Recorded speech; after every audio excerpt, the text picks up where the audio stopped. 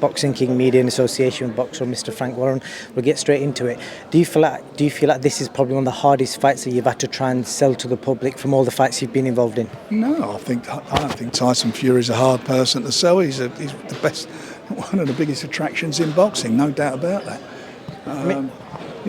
He's fighting the highest available contender. I read all of the top BoxRec's top 10 fighters out and their availabilities, and we've gone to the highest available guy. We're just talking about BoxRec's rankings. Because I've been looking through the WBC rankings. There are a few names on there. They're not big names. I'm just going to throw them at you and ask if they were ever considered. So, obviously, a couple that you mentioned, Ruiz and Frankie Sanchez. There's a guy at number 4. He just fought. The guy fought Saturday. Frankie Sanchez fought Saturday, so he's not available. So number 4 is WBC silver champion Arslanbek Makhmudov, who's a Russian based in Canada, 15-0. I think Bakoli's number 9, and there's a Kazakh who's Zan Kasabutsky, who's 18-0 southpaw. Were any of them guys ever considered? No. Is it a case of them guys probably would have been a harder sell? Obviously, Derek's a well-known name in the UK. It's about going to the highest available contender. Derek's the highest available. What we wanted in December was Usyk. Usyk said he wouldn't be fit. He changed his mind and wouldn't be fit until the end of February, March, and then we wasted a month on AJ. So we are where we are, and it's not going to change. It is what it is, and we're going on with it, and that's the end of that bullshit. And I go on and keep talking about the same rubbish. Thank you, Frank. And then, the first 2 fights, I've gone through them, 22 rounds. Derek probably won 3-4 max, according to the experts. Naisri started himself as War Chisora. Does that bring anything new to the table compared to the guy that fought? Well, I look what he did with Usyk. And with Usyk, that was nip and tuck, that fight. And on the cards, he only lost it by 2 rounds. Usyk's the same fellow who went and he gave Usyk a better fight than Joshua did. He's just come off a knockout. He fought Dillian Whyte twice. Whyte, I thought he won the first one. I thought he should have got the decision. Second one, he's won it till he got clipped, and everyone thought Dillian Whyte was going to beat Tyson, or some people did think that. Tyson Fury's head and shoulders above all of them.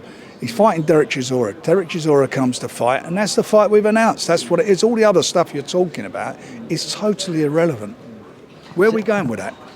Yeah, these are all what the fans are asking. And then with regards to, obviously, the people going on about AJ, why was it easier to make Derek fight him when it's the same management team? Because Derek wanted it. That's a fair response. And then with regards to the undercard, what other names can we expect to see? I know you mentioned Daniel Dubois. Any other fights? Of course there'll be. We're announcing next week. We're talking like any names you could give us? No, because we're announcing it next week. You're not giving anything away, Frank. And anything else with regards to Queensberry Promotions that we can keep an eye out for? You're closing the year with a lot of big shows back to back. Yep.